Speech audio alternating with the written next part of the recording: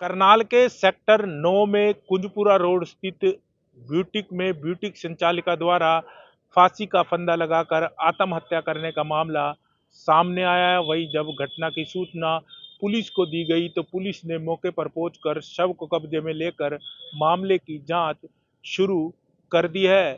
जिस युवती द्वारा अपनी जीवन लीला को समाप्त कर लिया गया, वह युवती पानीपत के किसी गांव की रहने वाली बताई जा रही है। तीन जो सहेलियां थी, इन्होंने पहले कॉलेज में पढ़ाई एक साथ की, फिर तीनों ने कोर्स किया। कोर्स के बाद अब ये तीन सहेलियां करनाल के सेक्टर 9 के कुंजपुरा रोड स्थित ब्यूटिक चलाती थी, जिनमें से आज एक युवती द्वारा जो है अपनी जीवन लीला को समाप्त कर लिया गया, जिसके बाद कहीं ना कहीं परिवार वालों का और दोनों सहेलियों का रो रो कर बुरा हाल है। फिलहाल पुलिस मामले की जांच में जुट गई है कि आखिर ऐसी क्या स्थिति बनी कि युवती द्वारा अपनी जीवन लीला को समाप्त कर लिया गया है। आने वाले दिनों में पता चल सकेगा कि आखिर इस आत्महत्या के पीछे क्या कुछ निकल कर आता है। करनाल से एमएच1 न्यूज के लिए कमल कृष्ण।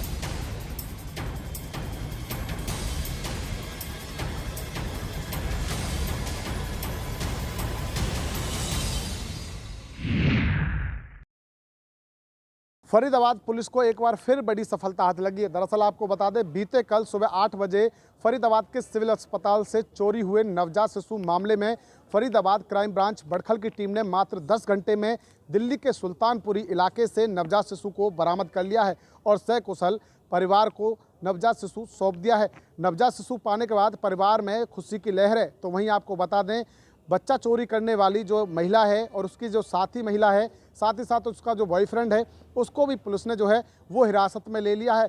फिलहाल जो है वो पुलिस आगामी कार्रवाई में जुटी हुई है। वही जानकारी देते हुए एसीपी क्राइम अमन यादव ने बताया कि जैसे ही बच्चा चोरी की सूचना पुलिस को मिली तो तत्परता से कार्रवाई करते हुए कई क्राइम ब्रांच की टीम जो है इस पूरे प्रकरण में लग गई और आखिरकार जो है वो डीएलएफ क्राइम ब्रांच की टीम को एक लीड मिली, जिसके आधार पर डीएलएफ क्राइम ब्रांच की टीम ने मौके पर पहुंचकर सुल्तानपुरी इलाके से नवजात शिशु को बरामद कर लिया। साथ ही साथ तीनों आरोपियों को भी हिरासत में ले लिया है और पुलिस आगे की कार्रवाई में जुटी हुई है कि आखिर जो आरोपी हैं वो आखिर आगे नवजात शिशु का क्या कुछ करने वाले थे। फरीदाबाद से एमएच1 प्राइम के लिए मुकेश राजपूत।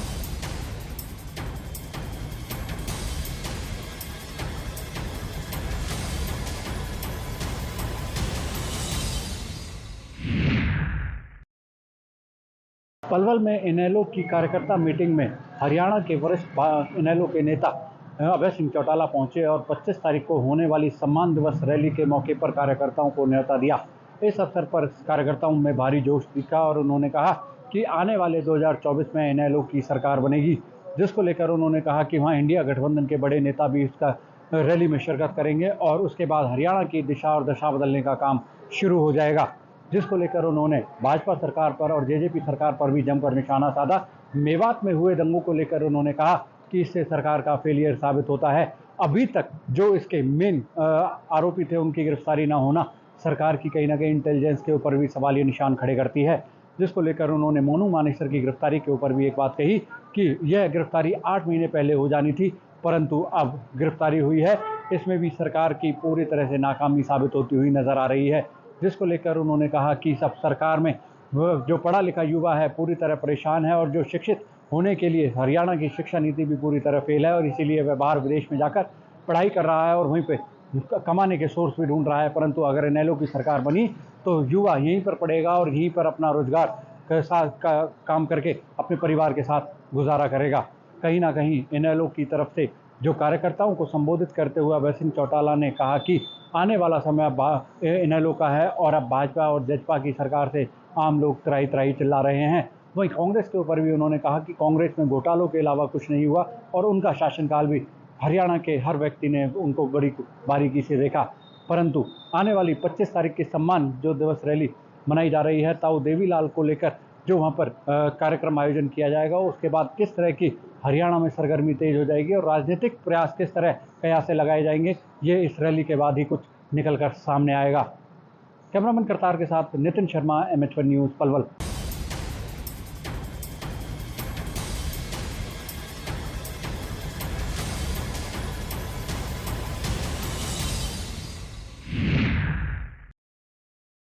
हिमाचल प्रदेश की आपदा के निरीक्षण के लिए लगातार जहां एक और केंद्र से भाजपा के राष्ट्रीय अध्यक्ष तथा सूचना प्रसारण खेल मंत्री अनुराग ठाकुर जो है वो हिमाचल दौरे पर आए, और वहीं अगर बात की जाए अब बीते 2 दिनों से जो है वो कांग्रेस महासचिव प्रियंका गांधी वाड्रा जो है वो हिमाचल दौरे पर थी। उन्होंने मंडी, कुल्लू और शिमला बाढ़ग्रस्त क्षेत्रों का दौरा किया और यहाँ पर जो है वो पीड़ित परिवारों से मुलाकात कर जो है वो उनका दुख साझा किया। वहीं अगर बात की जाए आरोप प्रत्यारोप की राजनीति सरगर्मियां पकड़ती हुई नज़र आ रही है, क्योंकि जिस तरह से सेब पर आयात शुल्क को लेकर जो है वो ये कहा जा रहा है कि नरेंद्र मोदी जब अमेरिका गए थे तो सेब के शुल्क को कम किया था, 30 से 15% किया है, जिसका सीधा बोझ जो वो हिमाचल प्रदेश के बागवानों पर पड़ेगा, क्योंकि जिस तरह से पहले ही हिमाचल प्रदेश के बागवान जो हैं इस बाढ़ से त्रस्त हैं और उनकी फसलें जो है वो कहीं ना कहीं ख़राब हुई हैं। इसको लेकर कहीं ना कहीं विपक्ष ने भी हमलावर होते हुए साफ तौर पर ये कहा है कि जिस तरह से बयानबाजियां हो रही हैं, जहां एक और प्रियंका वाड्रा जो है वो हिमाचल प्रदेश में बाढ़ पीड़ितों का दुख दर्द बांटने आई थी, लेकिन राजनीति कहीं ना कहीं करने का प्रयास यहाँ पे किया जा रहा है। मैं अपने सहयोगी पुष्पिंदर चौधरी के साथ सुनील परमार, एमएचएन प्राइम, शिमला।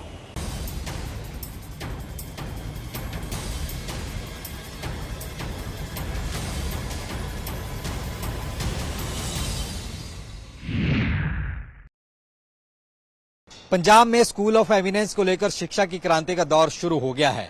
आज प्रदेश के पहले fully flash school of eminence का शुरुआत अमृतसर के छेहरटा से हुई, जहां पर दिल्ली के मुख्यमंत्री अरविंद केजरीवाल और पंजाब के मुख्यमंत्री भगवंत मान ने उद्घाटन स्कूल का किया। स्कूल में प्राइवेट स्कूलों से भी बेहतर सुविधाएं हैं, बच्चों के लिए बस सेवा है, अच्छे स्कूल हैं, अच्छे डेस्क हैं, पढ़ाने के लिए टीचर्स हैं, विदेशी भाषाएं हैं, तमाम ऐसी सहूलतें जो कि प्राइवेट स्कूलों में भी नहीं होती, उससे भी ज़्यादा यहाँ पर हैं। और वो भी सरकारी स्कूल में बहुत ही जो सरकारी जो जहाँ गरीब तबका पहुँचता उनके लिए ये बहुत ज़्यादा फायदेमंद रहने वाला है।